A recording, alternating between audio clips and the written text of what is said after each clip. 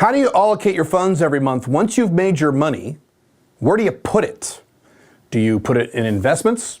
Do you put it in a savings account? Do you blow it all? Do you put it back in your business? Do you try to expand your company? Where do you put your money? Where should you put your money? I will tell you. I am Caleb Jones. This is Alpha Male 2.0, freedom-focused lifestyle design for men. If you're new to the channel, be sure to subscribe. We do 5 videos a week here on how to make both your business life and your woman life more free, because you need both. Not just one or the other, but both. We are doing an online course giveaway right now. This is my online course on how you can develop your own location-independent income. Normally that retails for about $1,400 or so, but you might be able to get it for free. All you need to do is be a subscriber here at YouTube, like this video, and leave a comment, and I will regularly announce the winner of the drawing here at the YouTube community feed here at this YouTube channel. When you make your money in a given month, once you've paid your bills and your basic expenses, where should your funds go? Where should you put them? Now, for the purposes of this video, I'm going to assume that you have already paid off all of your debts. That's an entirely different topic. But you should not be saving any money or investing any money if you have debt. I teach a zero debt lifestyle. I've talked about this many times before on my past videos, on my blogs and things like that. So if you have any debt, the very first thing you should do is to pay off that debt, get 100% debt free, and then you'll be able to sleep much better at night. Believe me, I have been debt free for a long time now, 15 years. It's great. When you have no debt, it's awesome. So the very first thing you need to do is pay off your debt, but that's a very different topic for another time. Maybe I'll address that in a future video. Today, I'm going to talk about where to put your money once you have no debt. Once you've paid off all of your debt and you're now at a surplus in terms of life, assuming you're making more money than you spend every month, I'm also making that assumption. Hopefully, you make more money than you spend every month. If you spend all the money that you make, you're stupid. Let me give you my definition of ultimate beta male failure, life failure on a life level. Okay, this is my definition of ultimate beta male failure. Ultimate beta male failure means you work through your 20s, your 30s, your 40s, your 50s, your 60s, and you get into your mid-60s, maybe even early 70s, and you have no money. Because you never saved any money, you never invested any, you never put any away. You just spent the last 50, 60 years of your life spending all the money that you've earned. And of course, you get to the age of 60 plus, and then you have no money, and then you're fucked. I see so many people do this. I mean, at least women have some kind of excuse where they're societally programmed to think that if they marry a guy, they'll never get divorced, the guy will take care of them, blah, blah, blah, blah, blah. Okay, we could have that discussion some other day. But you're a guy. You don't have that excuse. You have to put away money for the long term. I'm going to talk about how to do that in this video. So I'm operating under the assumption for this video that you've paid off all your debts. And if you haven't, you can kind of notate what I'm going to talk about in this video, but it doesn't really apply to you yet. And you make more money than you spend in a given month. Where does this surplus go? Okay, the first place I talk about, and I break out these categories in much bigger detail than I am in this video in my online courses. You go to calebjones.com and click courses. All my courses are there. You'll see all this stuff, but I'm just going to summarize it here. The very first thing you need to do in terms of where your money should go, unless you already have this in place, is your emergency fund. Emergency. That is the very first place your money should go once you've paid your bills for the month, paid your taxes and all that stuff. An emergency fund, and what I teach is 6 to 12 months of expenses. So you add up all your monthly expenses, whatever you need to pay your bare minimum bills, multiply that by either 6 or 12. I usually operate under, myself, I operate under about an 8-month emergency fund. You want to put that amount of money into something liquid, either a bank savings account, which I don't like but will work. You can put it as cash in a safe if you really want to, that's fine. Or you can use a money market account at a large investment house like Schwab, Fidelity, Vanguard, etc.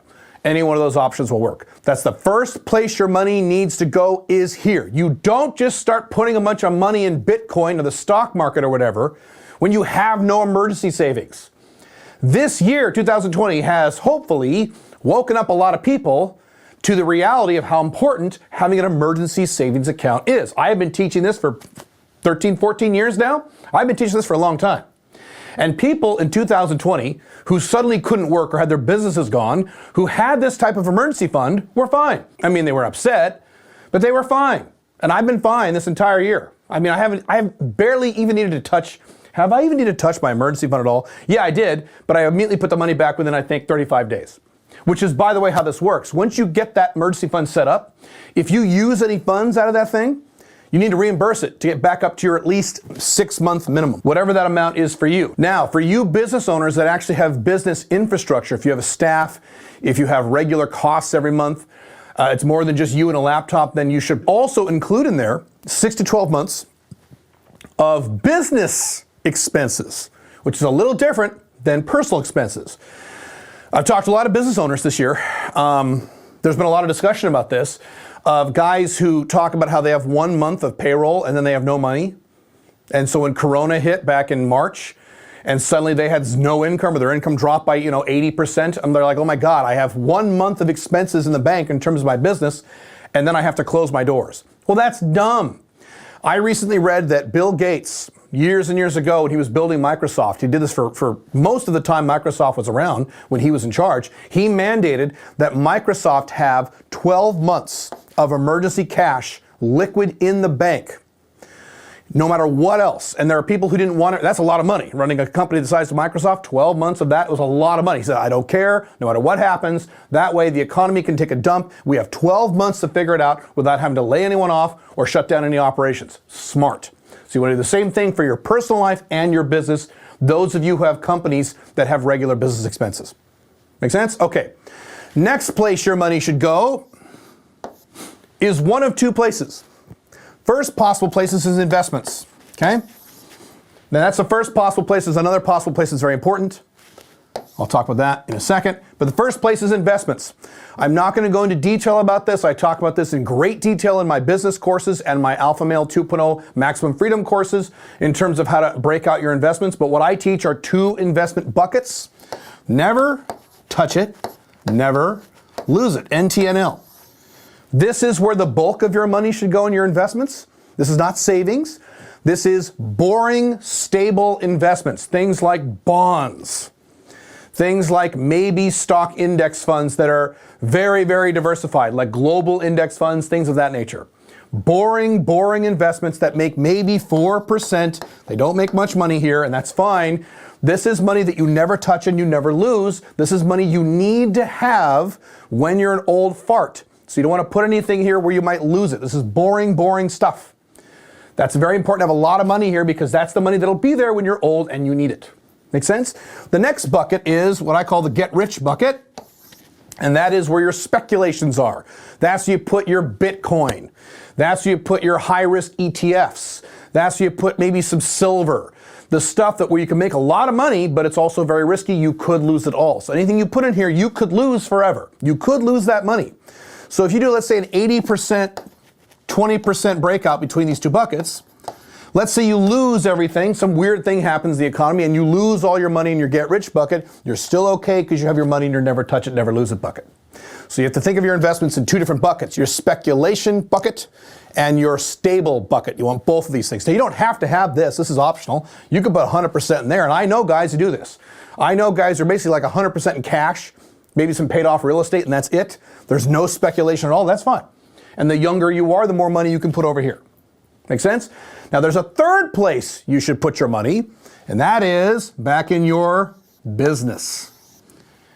Most companies, pretty much all companies, past a certain point, Alpha Male 2.0 companies included, both Model A businesses and Model B businesses, it doesn't matter, need more money to grow. So if you are making money in your business, but you want to make more money, likely you're going to have to put more money into that company to outsource more functions so you can do more high value IW tasks, maybe to run advertising or marketing or hire salespeople, things of that nature. These things cost money up front.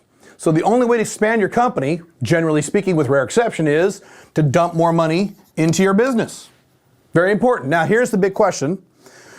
Well, what percentage goes here and what percentage goes there? That is a very difficult and complicated question. I don't even have a perfect answer to that question. I myself have wrestled with that question. Normally what I have done is put the bulk of my money in here over the last few years, and I put a little drip of money over into B. In the last year and a half, I have completely reversed that. I have put almost, not quite zero, but very little money in my investments, and I have dumped it like a freight train into my businesses because I decided last year, around summer of 2019, I wanted to massively grow my companies. And I have, and so far it's worked. Even during coronavirus, the benefits of owning Alpha 2.0 location independent companies instead of standard businesses. Pretty cool. So I've been dumping piles of money into my businesses, and during that time, not a lot has gone in my investments.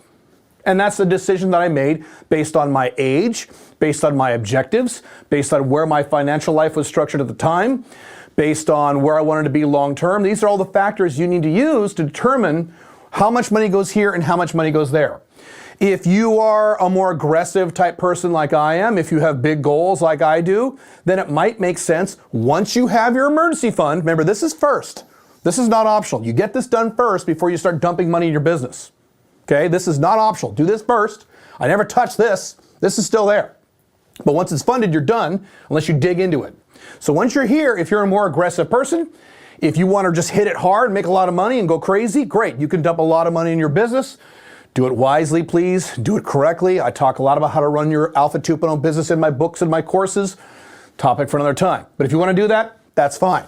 If your business is more stable, if your business is kind of where you want it, if you're the type of guy, as I've talked about in prior videos, where you don't need a lot of money to be happy, but you've got a nice, decent income in a small, stable Alpha 2.0 business, then certainly you could put all your money or most of your money in here. That's fine too. You could also do some kind of split. Maybe you could do a 20% split here and an 80% split here. That'd be fine, depending on what you want to do. If putting zero amount of your money on a monthly basis into your investments makes you feel nervous, that's okay. You can also have times in your life where you have more money here and less money here in terms of where it goes every month. Like I just explained, for most of the last few years, I put a lot of money into my I, a lot of money into my investments, a lot. But I changed that about a year and a half ago.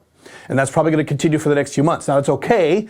My businesses have grown. I make more money now, so that's all right.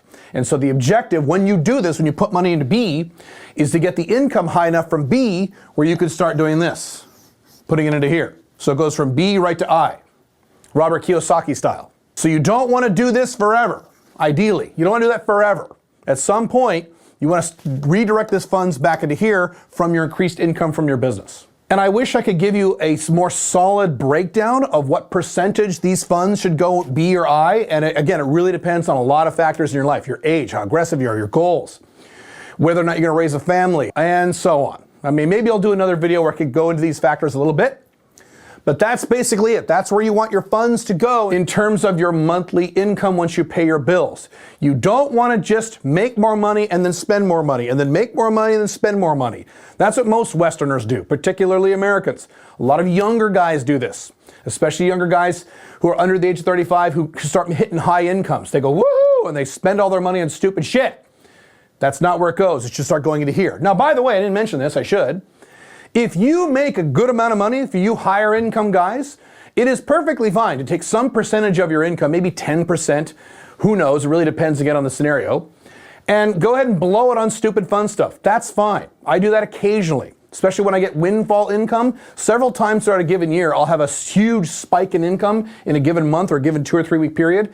And what I will usually do is take a little piece of that money, a small percentage, in my case usually 5 to 7%, and I will go blow it on something fun. Perfectly fine. That's actually good for your subconscious mind. It trains your subconscious mind to say, hey, I like money. Let's go get more of this stuff. That's great. But again, I said 10%, 7%, maybe 15%, not 50%, not 80%, not 100%. Most of the money should again go into your B or your I, or a combination thereof. I will see you in the next video. Have fun. Bye.